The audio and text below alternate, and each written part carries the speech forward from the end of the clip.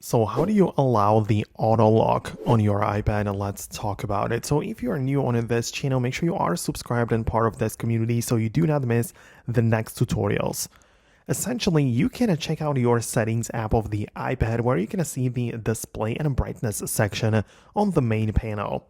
Upon scrolling down a little bit, you can see the auto lock feature, which basically gives you 5 options to pick from. So we have 4 time intervals and we also have never.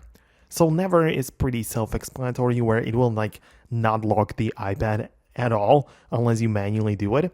So if you have that selected, you can turn on or allow the auto lock by choosing a time interval. Like you can choose it to be 15 minutes, which means that after 15 minutes of inactivity and not touching the screen and not doing anything, well, the iPad will go black and it will lock itself. Naturally, you get to pick the other intervals as well, but this is like the whole point behind it. So let me know in the comments below if you managed to make it work on your device specifically. I really love to hear about that.